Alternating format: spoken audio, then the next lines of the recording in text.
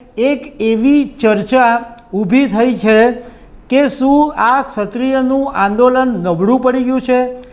શું ક્ષત્રિયોનું આંદોલન વેરવિખેર થઈ ગયું છે?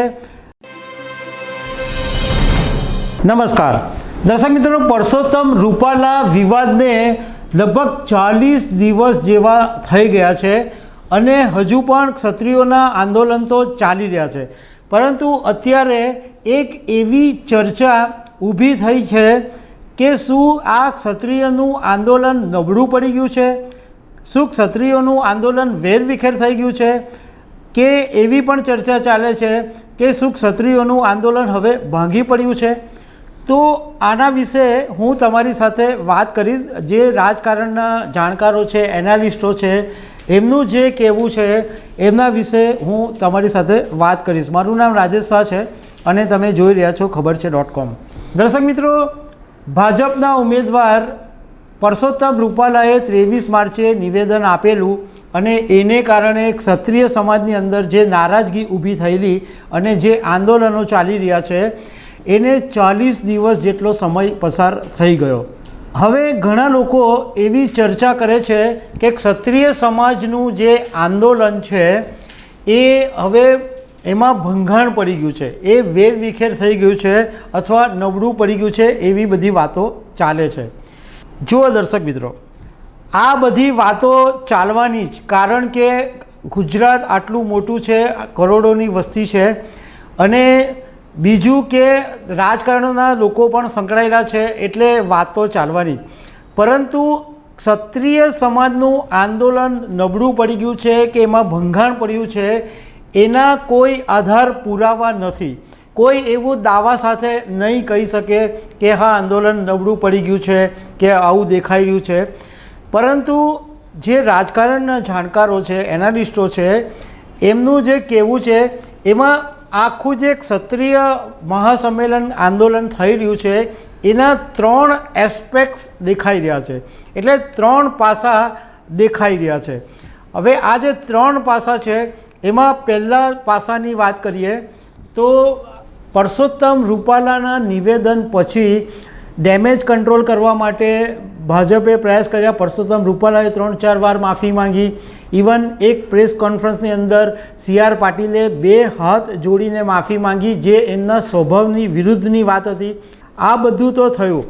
એ પછી ભારતીય જનતા પાર્ટીના જે ક્ષત્રિય સમાજના નેતાઓ છે, જે ધારાસભ્યો છે, સાંસદો છે, એ બધા નેતાઓ પણ સમાજના લોકોને સમજાવવા માટે પડ્યા હતા.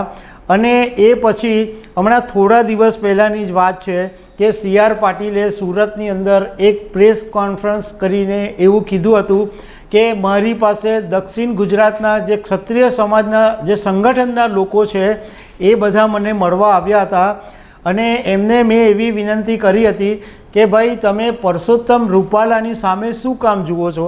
તમે પ્રધાનમંત્રી નરેન્દ્ર મોદી જે કામ કરી રહ્યા છે એની સામે જુઓ, એમને જે વિકાસ કર્યો છે એની સામે જુઓ. તો એ સમાજના લોકો સંમત થયા અને એમ કીધું કે ભાજપને સમર્થન આપીશું, પરંતુ રૂપાલા સામેની જે અમારી લડાઈ છે એ ચાલુ રહેશે, એ યથાવત રહેશે.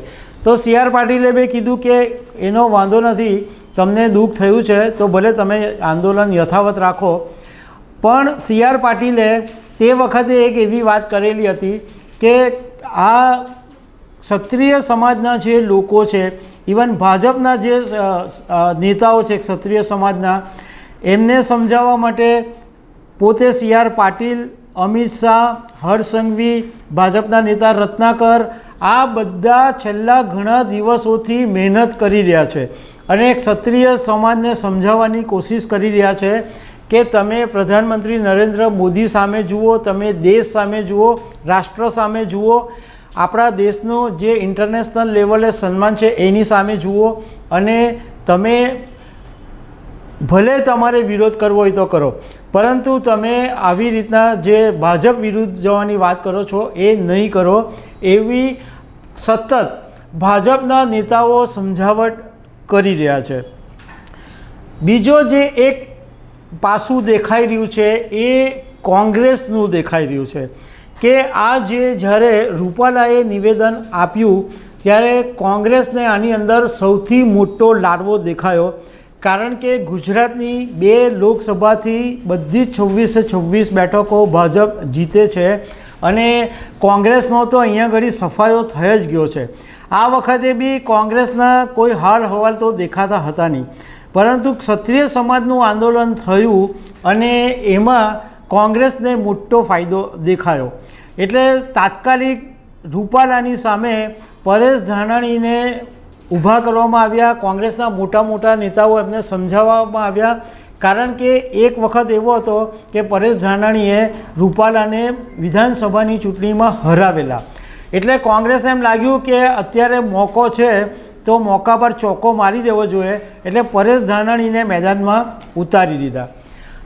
આ સિવાય પણ આમ કોંગ્રેસ જે છે એ ફ્રન્ટમાં નથી આવતું કે ભાઈ ક્ષત્રિય સમાજનું આંદોલનનો અમારો પૂરો ટેકો છે કે એવું નથી કરતું, પરંતુ કોંગ્રેસના નેતાઓની જેટલી સભા હોય છે એક સભાની અંદર ક્ષત્રિય સમાજના આંદોલનનો અવશ્ય ઉલ્લેખ કરવામાં આવે છે।